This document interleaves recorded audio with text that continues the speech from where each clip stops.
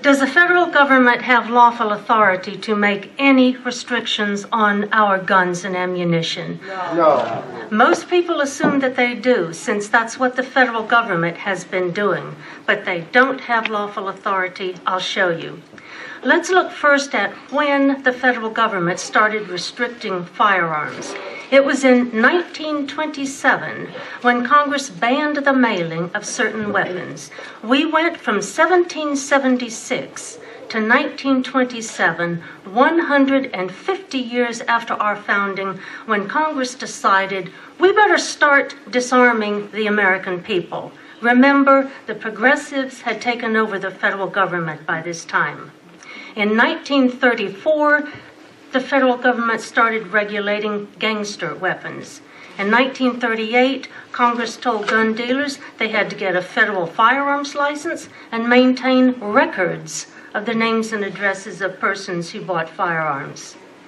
Restrictions on gun ownership have increased, and we now have a president and powerful political forces who want to disarm us entirely. So what are we going to do about it? Are we going to beg for crumbs and ask them to please let us keep some of our weapons if we get a license and pass their background check? Some of you may have seen the letter from the Utah Sheriff's Association. It is shameful because it begs Obama to let Congress decide what regulations to impose, and don't do it by executive order, please, Mr. President. But we must make a principled resistance. To do that, we must learn the applicable principle.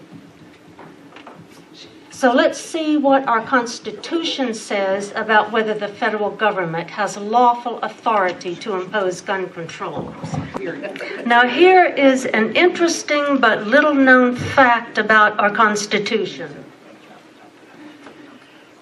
It is one of enumerated powers only.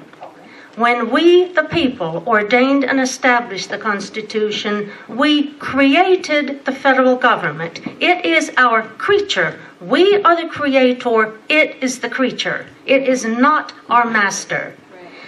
That's right. We listed, itemized, enumerated every single power we delegated to the federal government. That's why the Constitution is so short.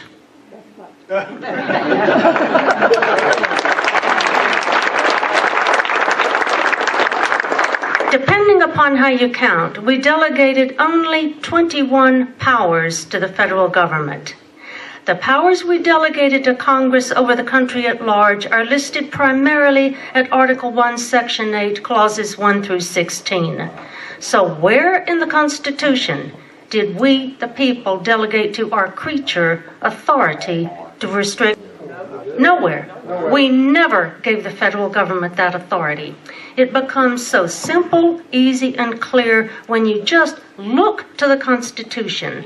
So, all laws made by Congress, all rules of the Bureau of Alcohol, Firearms, and Tobacco, any and all executive orders which purport to restrict firearms, and any and all Supreme Court opinions which purport to restrict firearms are all unconstitutional as outside the scope of the powers we delegated to our creature in this Constitution. Now let's talk about the right of self-defense. Our natural right to defend ourselves, our families, and our communities from attack is as old as human history. The Declaration of Independence at the second paragraph says our rights come from God. And it is God who gave us the right to defend ourselves with lethal force if necessary. The Second Amendment is not the source of our right. It merely recognizes that the right is to be free from any interference whatsoever by the federal government. What is it about the word infringe that we do not understand? Our framers were all for an armed American people. They understood that arms are our ultimate defense in the event the federal government oversteps its bounds. James Madison, father of our Constitution, writes in the second half of Federalist Paper number 46 that the reason the citizens, that's the militia, are armed is to defend ourselves, our families, communities, and states in the event the federal government ignores the constitutional limits on its delegated powers and turns into a tyranny. Now let's look at the early days of our republic. Our framers thought a heavily armed citizenry was a wonderful idea. I'll give 3 examples proving this. The militia fought in our war for independence. In the movie Patriot, Mel Gibson's character commanded a South Carolina militia. These were civilians who took up arms against the British. Everyone knew that the militia was the armed citizens, farmers, shopkeepers, blacksmiths, clergy. The militia still is the citizens. 2. Do you know what a letter of marque and reprisal is? Article 1, Section 8, Clause 11 authorizes Congress to grant letters of marque and reprisal. That clause permits Congress to authorize privately owned armed ships to make war on our enemies. During the depredations of the Barbary pirates during the administration of Thomas Jefferson, Congress issued a letter of marque and reprisal authorizing a privately owned armed ship to go make war on the Barbary pirates. In the War of 1812, when the British attacked us, Congress issued letters of marque and reprisal authorizing privately owned armed ships, privateers, to attack British ships. These privateer ships were as heavily armed as the ships of our own Navy. Our framers had no problem with we, the people, being as heavily armed as our regular military. That is because they did not see themselves as our rulers. Now let's see where the Constitution granted authority to Congress to require all able-bodied adult male citizens to get armed. Article 1, Section 8, Clause 16. Pursuant to that clause, in 1792, Congress passed the Militia Act of 1792. This act required all able-bodied male citizens, except, of course, for federal officers and employees, between the ages of 18 and under 45, to buy a rifle, ammunition, and report for training in their local militia. As Section 1 of the Militia Act of 1792 shows, the militia is the civilian citizens. So our framers thought it such a fine idea that the American people be armed that they required it by law. And they contemplated an American people who were so heavily armed that they could be privateers and wreak vengeance on our enemies under letters of marque and reprisal. That is the Constitution our framers gave us. That is the Constitution we still have. Now we must invoke it. There are ominous signs all around us. Why are Obama and his henchmen trying to disarm us? What was the leading cause of unnatural death in the 20th century? Governments murdering their own people, democide. Soviet Russia, Nazi Germany, Communist China, Cuba, Cambodia, North Korea, all over the world, communist and fascist and Islamic dictatorships murder their own peoples by the tens of millions. And do not think that that isn't coming this way. Obama's buddy Bill Ayers sat around with his Weather Underground cohorts planning how to kill 25 million Americans, and I'm sure the number is much higher now. But before they round us up and take us away to the extermination camps, they must disarm us. That is what is going on. Ann Coulter pointed out recently that universal registration leads to confiscation, and confiscation leads to extermination. It always has. Why do you think they are so hell-bent on disarming us? If the federal government has slingshots, all we need is slingshots. If the federal government has muskets, all we need is muskets. But if the federal government has fully automatic weapons and hollow points, and all we have is muskets, we will be murdered by the tens of millions. To those who believe that the federal government should have a monopoly on force, read the second half of Federalist Paper number 46, written by James Madison, father of our Constitution. The purpose of armed citizens is to fight the federal government if the need arises. So let us have no more talk of reasonable restrictions and background checks imposed by the federal government. When you fight the dragon, are you going to cut off its head, or are you going to beg permission to trim its claws? When you are drawing the line in the sand, where are you going to draw it? Are you going to agree to some infringements by the federal government? Or will you draw the line at the Constitution, which says the federal government may not impose any restrictions? We should be nullifying, ignoring all federal laws and rules restricting guns and ammunition. Ignore them. We must cut the head off the dragon and draw the line at the Constitution. Now, this is a charming essay, The Coming Day of Burned Barrels and Blessings. It was posted on survivalblog.com by James Wesley Rawls. Now, he is a manly man. He proposes we set aside a day where all the gun dealers bring their records of firearm sales, their federal firearms licenses, their ATF rule books, and all other such unconstitutional stuff to their local town square where burn barrels will be set up, and they will burn it all. Rawls plans to wear a Guy Fawkes mask. The movie V for Vendetta tells you all about Guy Fawkes, and suggests that everyone else wear a mask also. On the same day, the dealers will wipe their computers clean of all such records, claiming, if asked, that they were forced to do so by masked men carrying guns.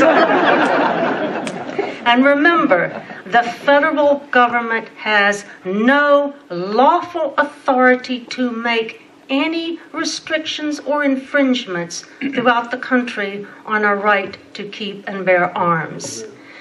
Now I have a few words for all state and county officers about their oaths of office. Article 6, Clause 3 of the Federal Constitution and Article 1, Section 4 of the Tennessee Constitution require every official in this state to support the federal Constitution. When you acquiesce in unconstitutional acts of the federal government, you are not supporting the Constitution. You are conniving with tyrants against your own people. And if you connive with tyrants against your own people so that you can keep your federal funding, then shame on you for becoming so corrupt that you allow yourself to be bribed with money that your grandchildren will have to pay back. And if you connive with tyrants against your own people because you are too cowardly to stand up to them, then you need to resign your office and let a manly man or a womanly woman do the job you are too chicken to do. Our Declaration of Independence recites and this makes me weep, how our forefathers opposed with manly firmness King George's invasions on the rights of the people. But yesterday at the hearing on Senator May Beaver's bill, 3 members of the Senate Judiciary Committee showed that they lack the manly firmness to oppose federal invasions on our God-given rights to self-defense. Yes. Who are they? Tell us who they are. Brian Kelsey, Overby, and Finney. Throw them out of office. Now, a few words about the Tennessee Constitution and a state militia. When, in 1870, the present Constitution for the state of Tennessee was ratified, the people of Tennessee contemplated an armed citizenry. Article 8 of the Tennessee Constitution authorizes a state militia.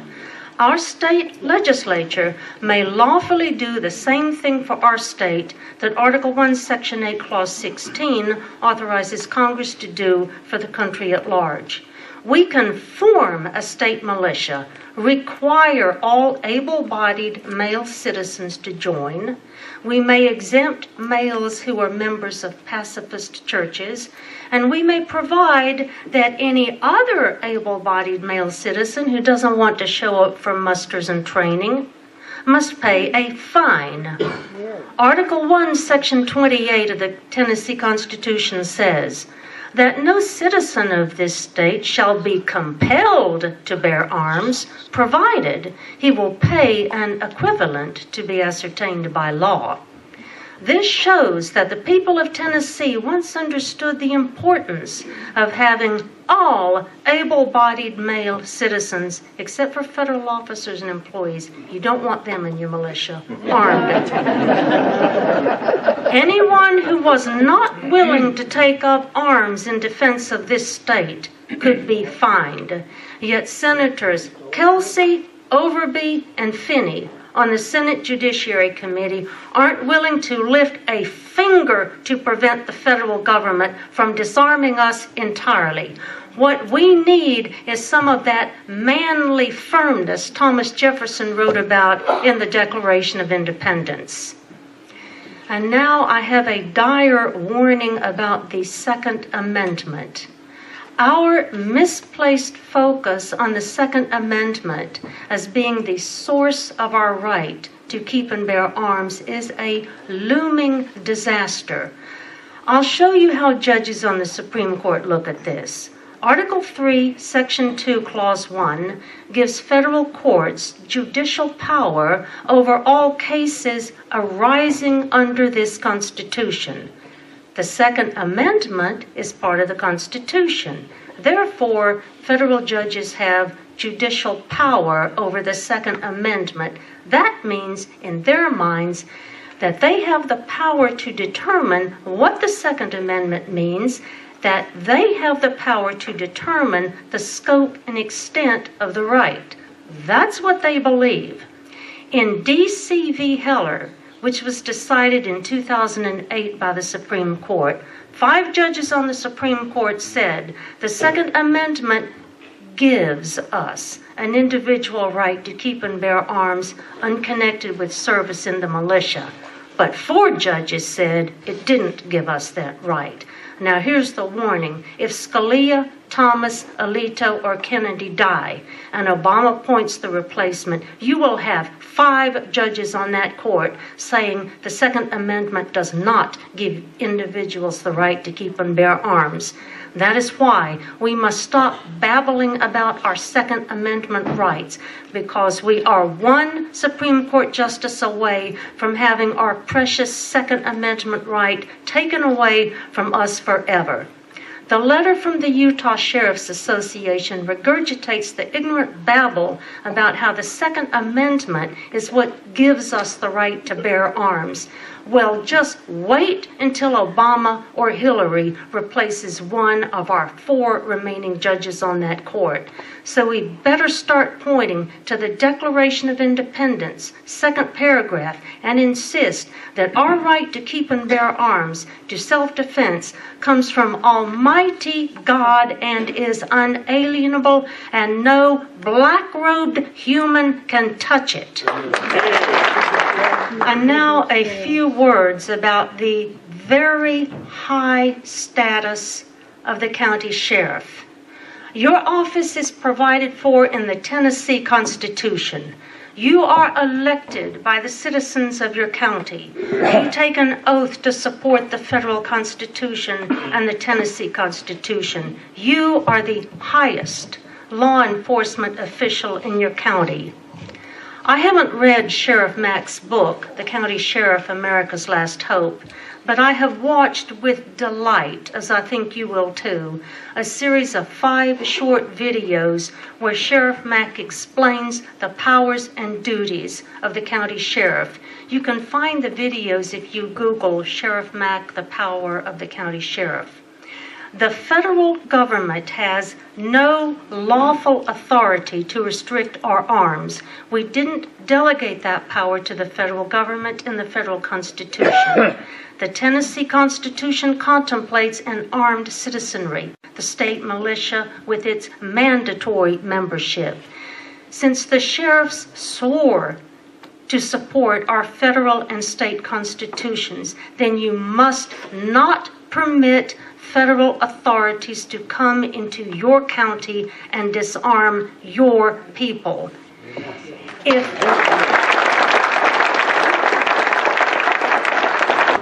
If our lace panty-wearing Tennessee state legislators refuse to stand up with manly firmness to the lawless acts of the federal government as they attempt to disarm us, then our sheriffs really are our last hope. But you are not alone. You have the specific statutory authority, Section 38-3-102, to form your own posse with as many men in your county as you think proper. Sheriff Mack said he had 125,000 armed men in his posse. This is how you defend your people in your county in the event the federal government invades your county and attempts to disarm your people. In closing, a warning about the despicable business of federalizing the county sheriffs and the Tennessee State Highway Patrol. When Obama ran for office, he said he wanted a civilian national security force, which is, quote, just as powerful, just as strong, just as well funded as the military, end quote. Why does he want a civilian national security force? I'll show you. Congress holds the power over our military. Pursuant to Article 1, Section 8, Clauses 11 through 16, Congress is the one who declares war, determines the funding, and makes the rules for the governance of the military. Under the Constitution, the President is merely the Commander-in-Chief. The Federalist Papers say that Commander-in-Chief is merely the top general. Congress controls our armed military. Obama wants a powerful armed force over which he has total and exclusive control. The Department of Homeland Security is an executive agency under his control, and that is the vehicle he is using to federalize state and county law enforcement by putting them under the control of Homeland Security.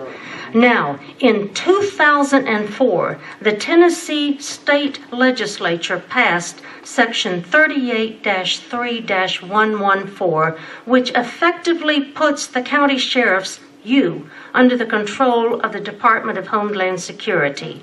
I don't know if they're enforcing it now, but it is in place for them to enforce when the time is ripe for them. This is the department which published the memo saying that veterans, Bible-reading Christians, people who talk about the Constitution, people who oppose abortion, and people who support gun rights are dangerous to the federal government. We need to get Section 38.3.114 and the parallel provision for the State Highway Patrol repealed this session. And if our panty-waist legislators don't repeal it, then just ignore the damn thing. Don't take any money from the federal government. You don't need federal money to arm your posse. The members of your posse, as manly men, should arm themselves. Thank you.